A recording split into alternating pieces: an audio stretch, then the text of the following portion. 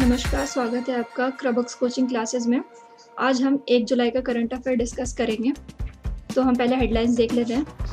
महाराष्ट्र में शुरू की गई प्रोजेक्ट प्लेटिना, पॉप स्टार बियोंसे को ह्यूमैनिटेरियन 2020 से सम्मानित किया गया है। जर्मनी के पूर्व फुटबॉलर मारियो गोमेज ने खेल से रिटायरमेंट की घोषणा की। सुखात में राष्ट्रीय पुरस्कार सांख्यिकी में दिया गया है। PM formalisation of micro food processing enterprises योजना शुरू की गई है। अंतर्राष्ट्रीय संसद दिवस हर साल 30 जून को मनाया जाता है। राष्ट्रीय चार्टर्ड अकाउंटेंट दिवस 1 जुलाई को मनाया जाता है। उइगर और अन्य अल्पसंख्यकों के बीच जन्म दर को कम करने के लिए चीन कठोर उपाय कर रहा है। भारत और बांग्लादेश के बीच एलपीजी व्यवसाय के लिए समझौता हुआ है। जल जीवन मिशन के एक भाग के रूप हर घर जल योजना लॉन्च की जा रही है।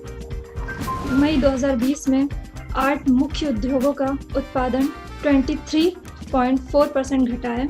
तो अब हम हमारी हेडलाइंस की डिटेल डिस्कस कर लेते हैं। हमारा फर्स्ट करंट अफेयर है, महाराष्ट्र में शुरू की गई प्रोजेक्ट प्लेटिना। महाराष्ट्र के मुख्यमंत्री उद्धव ठाकरे ने प्रोजेक्ट प्लेटिना लॉन्च किया है। यह प्लाज्मा थेरेपी के जरिए गंभीर रूप से कोविड-19 से संक्रमितों के इलाज के लिए शुरू किया गया सबसे बड़ा ट्रायल प्रोजेक्ट है। इस प्रोजेक्ट के साथ ही प्लाज्मा थेरेपी ट्रायल के लिए मुख्यमंत्री सहायता कोष से 20 करोड़ रुपए की फंडिंग की जाएगी। प्लाज्मा प्लेटिना के द्वारा कोविड-19 से गंभीर रूप से बीमार लगभग 500 लोगों का उपचार होगा। पॉप स्टार बियोंसे को ह्यूमैनिटेरियन 2020 से सम्मानित किया गया है। बियोंसे को उनके हाल ही के कोविड-19 #DidMyPart मोबाइल टेस्टिंग पहल सहित उनके बी योग गॉड फाउंडेशन के साथ मिलकर लंबे समय से किए जा रहे लोक हितैषी कार्यों के लिए बिट 2020 ह्यूमैनिटेरियन अवार्ड से सम्मानित किया गया है। उन्हें यह अवार्ड अमेरिका पूर्व फर्स्ट लेडी मिशेल ओबामा द्वारा प्रदान किया गया है। बिट अवार्ड एक अमेरिकी अवार्ड शो है जिसकी स्थापना 2001 में ब्लैक एंटरटेनमेंट टेलीविजन नेटवर्क द्वारा की गई थी। जर्मनी के पूर्व फुटबॉलर मारियो गोमेज ने खेल से रिटायरमेंट की घोषणा की है। जर्मनी के दिग्गज फुटबॉलर मारियो गोमेज ने अंतर्राष्ट्रीय फुटबॉल से संन्यास की घोषणा कर दी है। गोमेज ने 2007 में जर्मनी के लिए अपना पहला मैच खेला था। गोमेज ने 78 मैचों में 31 गोल दागे थे। सुखात में राष्ट्रीय पुरस्कार सांख्यिकी में दिया गया है। आरबीआई के पूर्व गवर्नर सी रंगराजन और डॉक्टर अखिलेश चंद्र कुलश्रेष्ठ को संयुक्त रूप से सांख्यिकी में पीवी सुखमती राष्ट्रीय पुरस्कार दिया गया है। इन्हें संयुक्त रूप से पीसी महालनोबिस राष्ट्रीय पुरस्कार से भी सम्मानित किया गया है। PM formalisation of micro food processing enterprises योजना शुरू की गई है।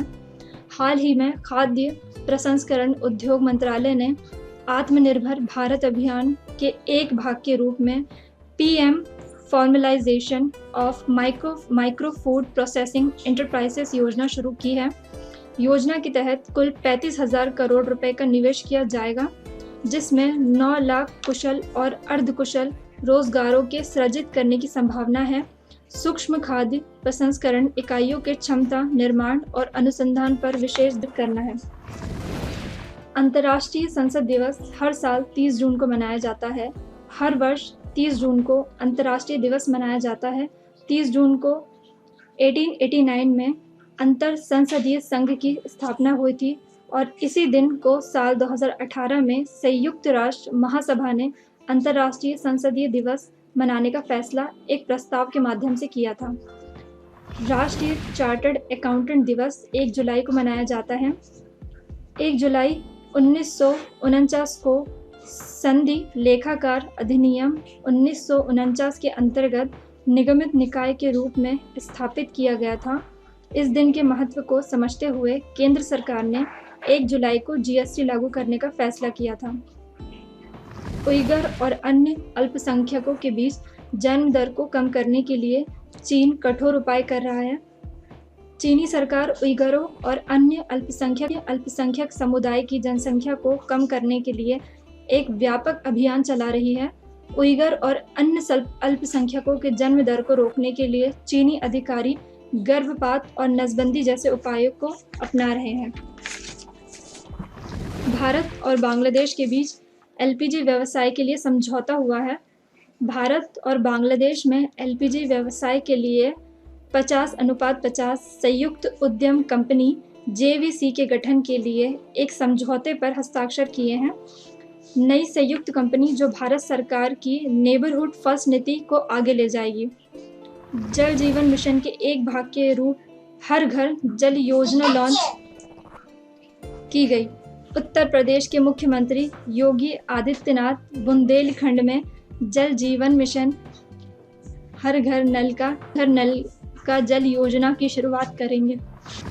बुंदेलखंड के कुल 4,513 राजस्व गांवों में 891 में पहले से ही पेयजल योजनाओं का लाभ मिल रहा है।